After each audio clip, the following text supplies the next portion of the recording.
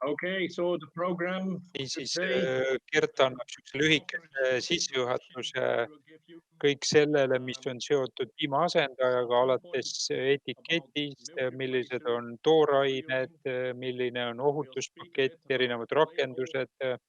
Vaatame korraks uuesti üle vasika anatoomia, milline on söötmiskava ja nii-öelda ettekande lõpus ta siis räägib elujõust või elulemusprogrammist.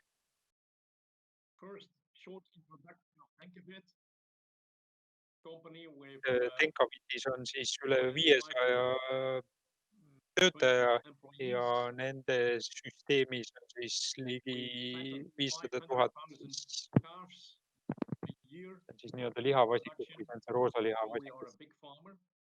So we produce half a Ja million noh, siis tons kõik need of erinevad feed, söödalisandid, especially mis on sugar vasikatele extract mõeldud, and on nende nii-öelda concentrates on tooteportfellis. carbs. Ja Further, we lisaks nad siis tarnivad erinevaid nii-öelda peenemaid söödalisandeid, acids, aminohaped, probiootikumid ja nii edasi. the compound feed industry. Ettevõte on päris mitmesse riiki More than 50 laienenud, countries. tarnivad nii-öelda üle maailma ja neil on siis lisaks France, kontorid Hollandis, Prantsusmaal, Itaalias, USA-s ja Spain, mitmel South pool America. mujal. Turnover of about 600 million euro per year. Et siis käive on ligi 600 miljonit In the ja field neil of on siis ka oma teadus-arendus üksus. and that's where I started 36 years ago in Denkavit as the chief of the research Nii station. et Gert ise on juba aastakümneid Tenkavitis töötanud ja tema siis peamine tööülesanne ongi just teadus-arendustegevus ja kokkuvõtvalt öeldes siis uute toodete, uute produktide väljatöötamine. With in total 5 persons. Nii, muidugi nende sortimentis on kõik tooted, mis vasikas võiks oma selles noores eas vajada ja lisaks on neil siis nii-öelda siuksed spetsiaalsed söödalisandid, näiteks kõhulahtisuse profülaktikaks ja erinevate siis kopsuhaiguste profülaktikaks. Nüüd nende vasika piimaasendajate omaduste nii-öelda üks eesmärke on ikkagi see, et me arvestame vasikaga seedetrakti mahtuvusega. Et see on nagu see põhitegur, mida arvestatakse. Gert siis rõhutab, et see kõige tegelikult olulisem on see pidev kõrge toote kvaliteet. Et see on ikkagi kõige olulisem ja selle lähtealuseks on siis kvaliteetne tooraine.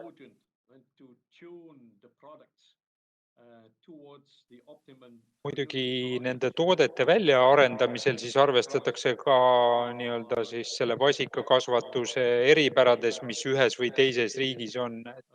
Et see on ka kindlasti oluline. Nii et ettekandja siis rõhutab seda, et hästi oluline, et eelnevalt oleks siis tehtud katsed vasikatega, et neil oleks mingisugune kogemus, milline toode töötab või mitte ja siis seda hakatakse arendama selliselt, et saaks selle hiljem turule viia. Nii et hea toode puhul saab olla selleks tõenduseks nii-öelda see vasika kasvamise hea jõudlus, noh, alates tervisest, et meil ei ole kõhulahtisusi, nähtusid, madal suremus, seedetrakti areng on normaalne, vasikakarv on läikiv ja ilus ja meil ei ole tagasilööke juurdekasvus. Kogu see tootearendus siis põhineb loomkatsetel, neil on olemas omad loomkatseüksused, 5000 nii-öelda valge vasikaliha isendit, 1500 roosaliha isendit, 80 vasikaga siis tehakse veel seeduvuskatseid aasta kohta ja täiendavalt on need nii-öelda vanemad vasikad, mitte võõrutatud vasikad siis katses aasta kohta.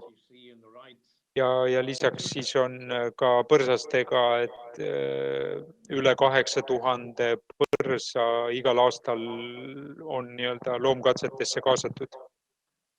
Ja kuna Prantsusmaa on selle valge liha suur tarbija, siis seal on ka siis üks üksus, kus tehakse vähemalt 3000 vasikaga tehakse aastas katseid. Siis kindlasti on arenduse lahutamatu osa seeduvuskatsed, hinnatakse rooja ja uriini koostist, kogutakse siis vastavad proovid, et hinnata siis proteiini seeduvust, rasvade seeduvust ja on teinud ka siis uurimusi, et vaadata mineraalainete imendumist.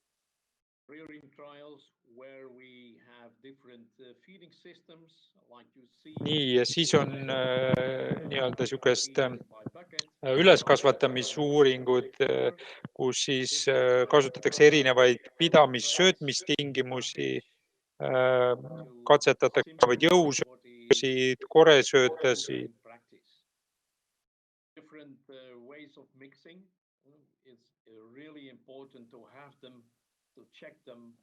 Ja selles mõttes siis on ka niisugused tehnoloogilised uuringud, kus siis kasutatakse erinevaid segamisviise, erinevaid seadmeid just nende samade toodangutega, mis lähevad turule.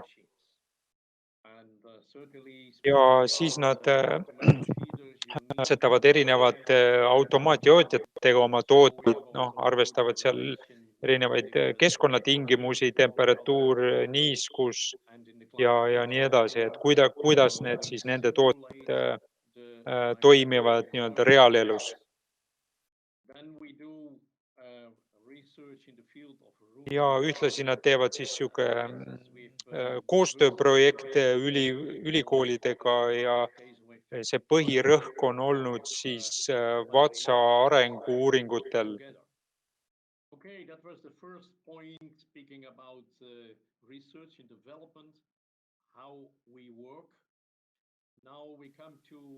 Nii et see oli siis lühike ülevaade teadus-arendustegevusest, et kuidas see neil toimib.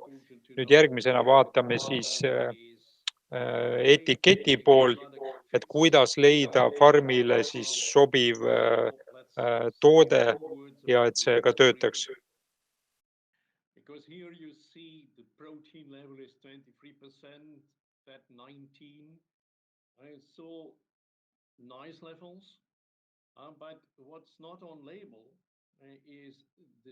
Nii et siin konkreetsel etiketil on näha, et siis proteiinisisaldus on 23, võiks öelda, et see on hea, aga pole siis välja toodud proteiiniallikat ja see teeb siis keeruliseks loomapidajal või nõustajal nii-öelda anda seda kindlust loomapidajale, kas see toode tegelikult reaalselt töötab või mitte.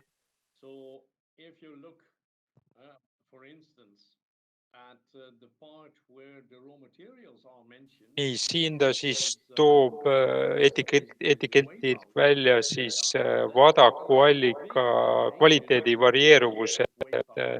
See VPC, see peaks siis olema vadaku proteiini kontsentraat, mis on suurepärase seeduvusega, tal on hea bioloogiline väärtus, aga samas on ka siis see permeat, see on siis mittevalguline proteiin, mille siis seeduvus on oluliselt kehvem.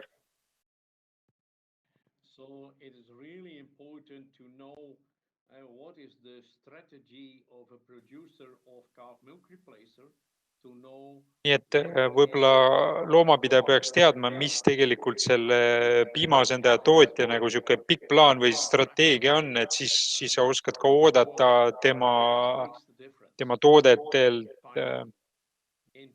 mõju oma loomadele, et noh, siin ta tõi välja näiteks proteiiniallikad, lisaks on rasvaallikad, rasvhapete sisaldus on hästi oluline, et millist taimset õli või rasva seal kasutatakse tootes.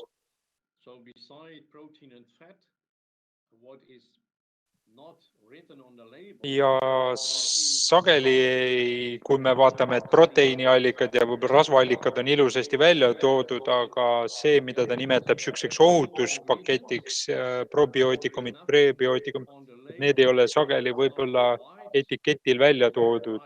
Noh, lisaks eeterlikud õlid, erinevad hapestajad seal. Ja kui ma nüüd õigesti aru saan, siis tall oil, see peaks olema ka mingi taimset päritolu, vist on puidutööstus mingisugune.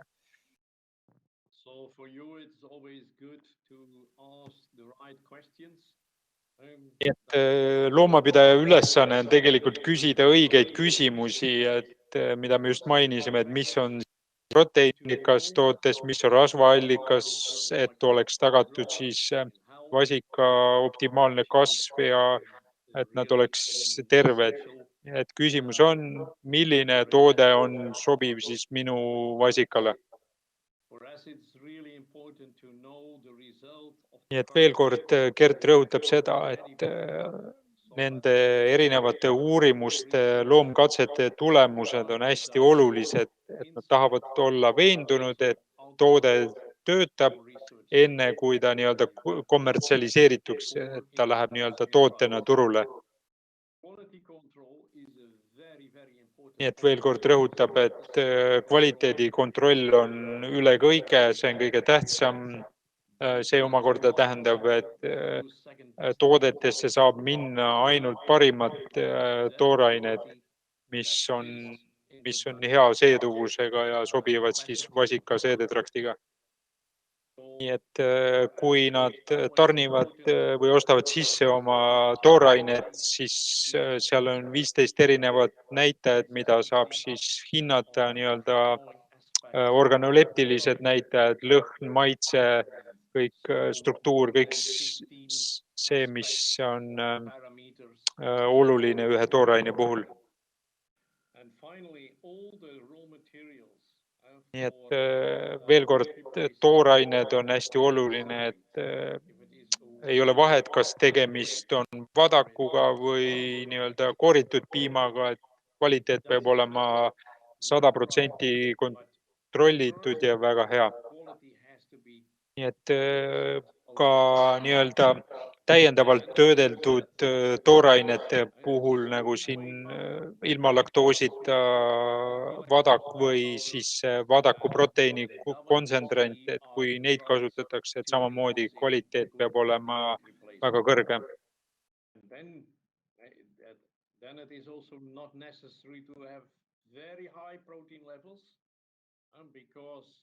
Then you see that the product with only 22% protein, for instance, with only a low level of undigestible protein. Nii et võib-olla küsimus pole niivõrd proteiini suures sisalduses tootes, vaid ikkagi oluline on proteiini kvaliteet ja proteiini kvaliteeti siis kirjeldab selle seeduvus.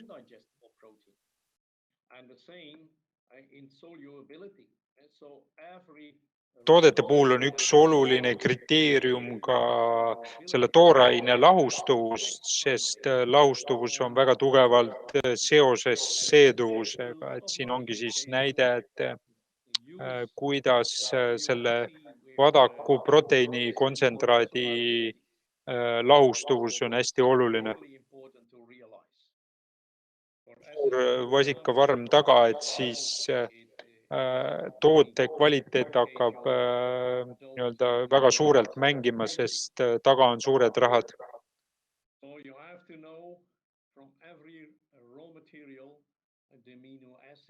Ja nüüd, kui nagu veel peenemaks minna, et siis tuleb minna ja vaadata nii-öelda aminohapete tasandit ja kõrge kvaliteediga asendamatud aminohapped on siinjuures väga tähtsad. Ja nüüd ta siis räägib, et võib ka kasutada taimseid proteiine, eriti need, mis on hüdrolüüsitud, et osal neist on sama seeduvus kui loomsel proteiinil, aga seal peab ka teadma, milline neist taimset proteiinidest on sobiv.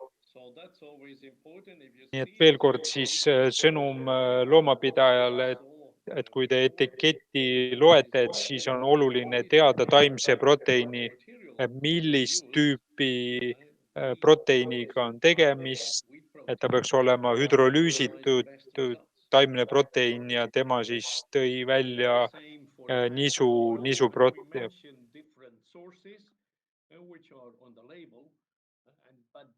Juba korra mainisime ka rasvaallikat piimaasendajas, et tema siin toob välja, et need on siis keskmise ahela pikkusega rasvhapped on vajalikud ja veel näitena, et kui me tahame, et vasikakarv läigiks, siis tuleks jälgida ka oomega 3 ja oomega 6 omavahelist suhet.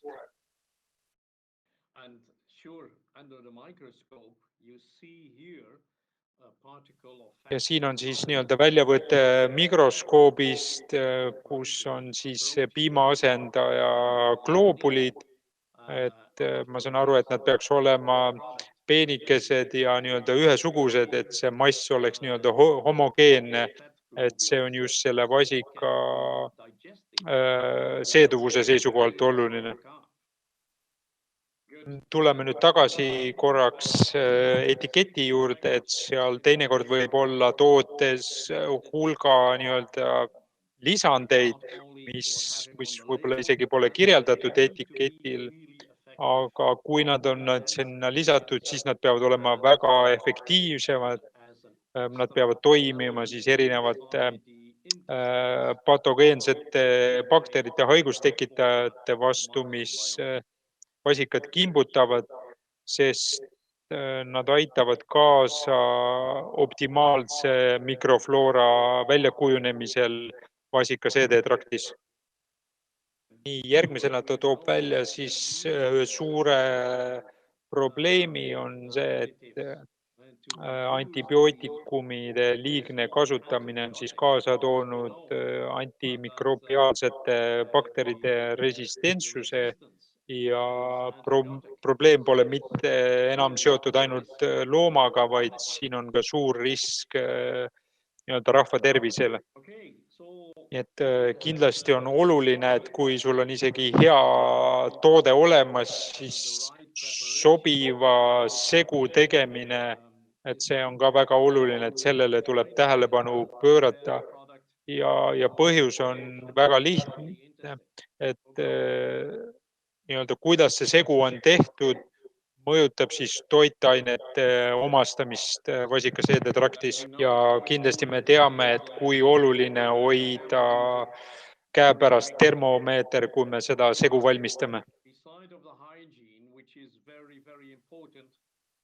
Nii et lisaks hügieenile, mis on oluline, kindlasti pulbri sisaldus selles nii-öelda segus.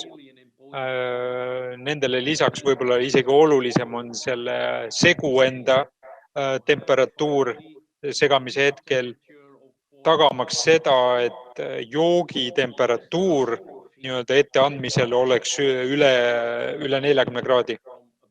Ühtlasi, mida me tahame vältida, on see, et selle segu temperatuur oleks segamise hetkel üle 65 kraadi, sest see põhjustab proteiinide denatureerimist, teisisõnu siis nende seeduvus väheneb, liiga kõrge temperatuur deaktiveerib ka selles segus olevad vitamiinid ja pärsitakse ka rasvade seeduvust.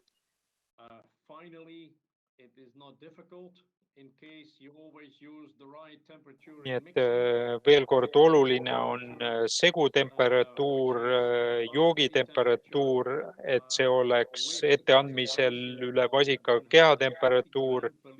Lisaks tuleks arvestada siin Eesti ilmastiku eripärasid, eriti talve ja kindlasti ta tahab ka rõhutada, et selles segus oleks siis 150 grammi piimaasendajat. Nii et kindlasti on oluline ka see õige segamistehnika. Ilmselt see algab juba sellest, et sul on vastav seadmepark olemas ja ta toob siis nii-öelda niisuguse klassikalise retsepti, et 60 liitrit vett 50 kraadi juures, millele läheb siis 15 kilo piimaasendajat juurde, mida siis nii-öelda lisatakse kuni 100 liitrini 41 kraadi juures ja niimoodi me siis saavutame ka selle, et see joogisegu, mis läheb nii-öelda vasikale ämbrisse, oleks üle kehatemperatuuri. See joomise temperatuur on väga-väga oluline. Siin ta nüüd räägib siis selle lutiga ämbriga jootmisest, et kindlasti on see oluliselt parem kui ämbrist joota, kuna viimane ei ole siis vasikale nii-öelda loomuomane, et ta on ikkagi harjunud imema nisa, et siis see lutiga ämber on oluliselt parem ja seal tuleks ka siis seda hügieeni silmas pidada, et automaatjootjatest või ammedest, et ta ei ole kursis, kui populaarsed need täna Eestis on, aga siin on võib-olla see märksõna kalibreerimine, et see segu tuleks õige. Ja alati tekitab küsimust see söötmisplaan, et kuidas, millal ja mida, aga tema soovitus on see, et hoidke see lihtne ja kergesti teostatav. Tal on kogemusi erinevatest riikidest, erinevatest vasika kasvatamise süsteemist. Siin on näide siis Saudi Araabiast ja näide siis väljaheidete kohta, et kui nad on valged või hallid, et see ei ole okei, et siin on mingi probleem. Siin järgmisena on siis näide Hiinast farmis, kus oli 20 000 lehma ja fotol on siis esimese nädala vasikad ja kõik ilmselt näevad väljaheiteid, et see ei ole okei, et siin on kindlasti väga suur probleem selle söötmisrežiimi või plaaniga. Nii et olenemata, kas me räägime Hollandist või Eestist, loomapidaja ikka peab teadma, kuidas seedetrakt töötab, siis me saame selliseid näiteid, mida ma teile just näitasin, ka vältida. Nii et teadmised vasika anatoomiast on võib-olla siin kõige aluseks, et näitena siis, mis on libediku mahtuvus esimesel 10 päeval, ütleme circa 5% siis kehamassist. Nii et siin on siis näide vasika magude kambritest, et millised nad siis selles noores eas on, et kui nüüd alustada ülevalt, siis kiidekas, libedik, võrkmik ja vats ja libedik on siis kõige olulisem, kuna suur osa siis toitainestest seedub seal. Nii et kui vasika kehamass on umbes 38 kilo, siis libediku nii-öelda mass on siis 1,9 kilo. See teeb siis kuskil 5%. Nii et kui me anname korraga liiga palju piima või piimajooki, et näiteks 3 liitrit korraga, siis võime olla kindlad, et osa sellest satub ka vatsa lisaks libedikule. Nii et siin on siis oluline ka, et kuidas see piim liigub seal söögitorus, et see liikuv piim siis jõuaks ikkagi libedikku.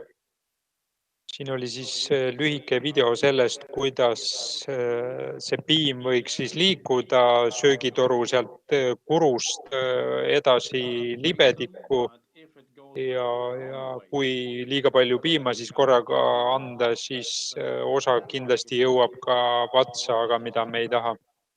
Selle joomise või jootmise hetkel me tahame, et siis söögitoru see vagu oleks suletud, et kogu piim jõuaks siis libedikku. Nii et kui vasikal on siis see õige kehahoik, hoiak, nii-öelda võtab piima nisast, et siis me näeme, kuidas see piim liigub ilusasti libedikku.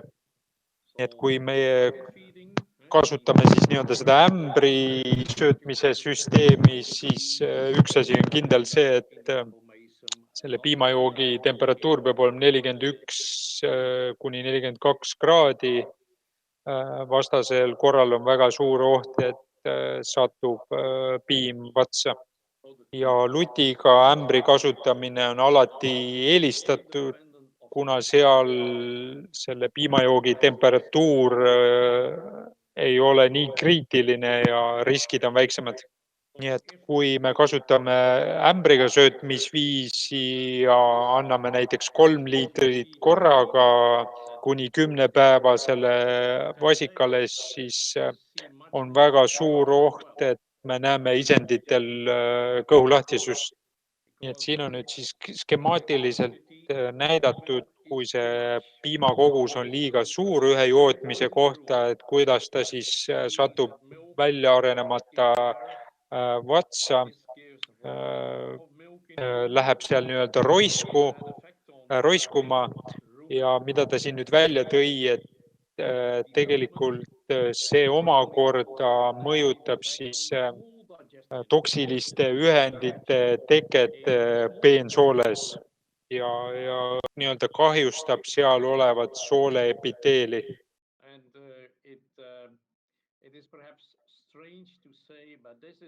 Ta võib-olla isegi nimetab seda kõige suuremaks probleemiks maailmas, et me ei tunnista endale nii-öelda selle jootmise olulisust. Ja kui meil need probleemid tekivad, siis me kindlasti ka me näeme, et vasikas kasvab 100-150 grammi kehamassi kohta päevas vähem, kui ta tegelikult peaks. Ja kindlasti tekib teil õigustatud küsimus, et kuidas mina siis oma farmis saaksin seda jälgida, et ma suudaks neid riske vältida. No, esimene asi on ikkagi väljaheite konsistents ja värv, et kui tegemist on halli väljaheitega, siis me võime selle seostada sellega, et piim on sattunud vatsa. Kindlasti karvkate vasikal võiks olla teguriks, mis väljendab, et meil on probleemid. Ja kõige selle taustaks on ka siis see, et me mõjutame tegelikult vatsa arengut, kui meil on söötmisrežiim paigast ära.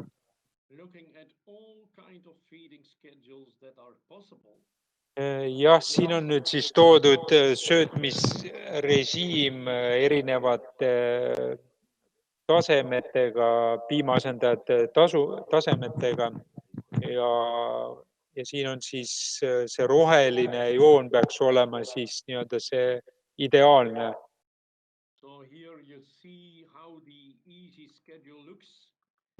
So you give always 2 liters.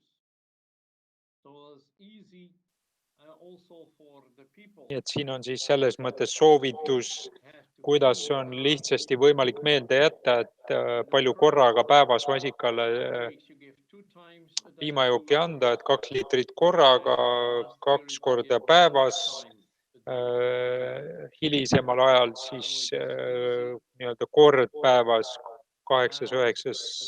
nädal ja tema soovitus on siis 175 grammi liitri kohta segus. Et kindlasti lutiga ämbri kasutamine on oluline, aga tema tahab siin rõhutada ka seda piimapulbri kogust selles segus, et palub siis pöörata tähelepanu sellele rohelisele joonele, et need kogused on olulised ja väljenduvad ka siis hiljem juurdekasvus.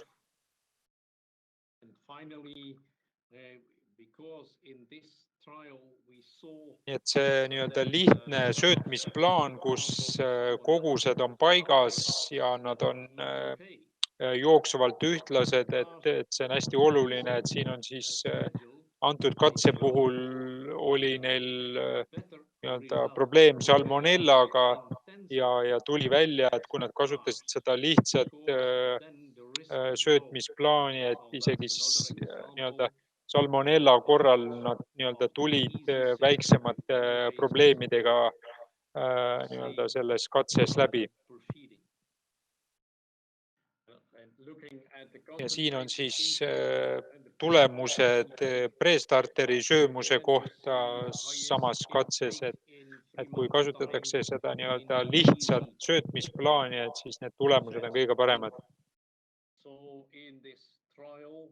And also in practical trials we did in France 10 years ago already, we saw that easy schedule. Nii et antud katse ja varasemad tootmiskatsed, ka need, mis said aastakümneid tagasi tehtud Prantsusmaal, ikkagi tõestavad, et see lihtne söötmisplaan töötab ja ka nii-öelda keerulistes olukordades.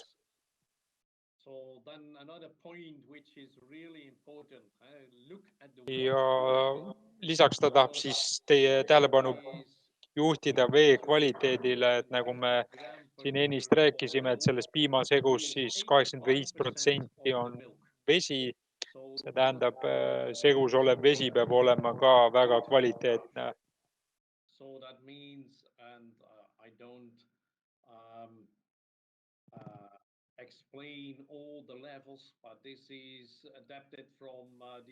Nii et ta ütleb, et me ei hakka siin kõiki neid näitajaid ühekaupa läbi käima, et need andmed siis pärinevad Hollandi loomaheaolu ameti poolt, et võib-olla ta siin toob ainult näitena välja pH ja veekaredus, mis näiteks on seotud siis rasva seeduvuse või omastatavusega. Nii et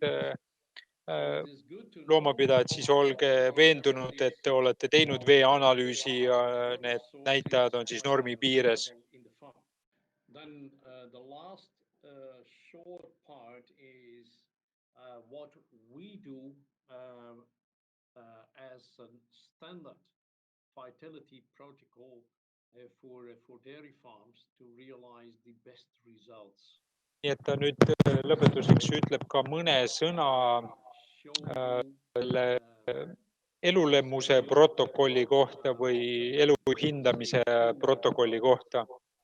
That means after colostrum, after 2 days, we advise to give extra water with jah, et soovitus on siis selline, et pärast terneseperioodi, pärast teist siis elupäeva, et anda siis täiendavalt ka vett elektrolüütidega, et tuletab siis meelde, et vesi on hästi oluline ka vatsahattude arenguks ja nii-öelda selle täiendava vee andmine, et see siis üldjuhul väljendub hästi ka juurdekasvus.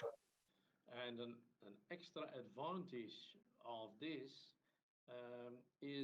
ja selle täiendava vee andmise eeliseks on ka see, et kui isegi satub piima näiteks vatsa, siis see täiendav kogus vett puhastab vatsa. Ja see punane toode sellest Vita sarjast, et seal on siis täiendav kogus erinevaid mineraale, vitamiine, nii-öelda peenikesi mineraalühendeid. Nii et võib-olla selle toote mõju on siis maksale eelkõige. Nii et tahame tagada selle normaalse arengu, andes siis täiendavaid koguseid mineraalelemente ja vitamiine. Ja viimane toode, mida ta siis tutvustab, võib-olla on siis sobiv sellisesse farmi, kus on nii-öelda mure erinevate infektsioonhaigustega ja produkti siis põhikomponent on ekstraheeritud linaseeme. Nii et siin on siis üks tabel Saksamaal läbi viidud uuringust pullvasikatega, kus siis anti seda Vital Cure'i lisandit, kus on siis mineraalühendid ja vitamiinid ja kuigi see manustamise periood oli ainult 10 päeva, siis kui me vaatame katse lõpus 10. nädalal, siis kehamassi erinevus oli juba 5 kilo.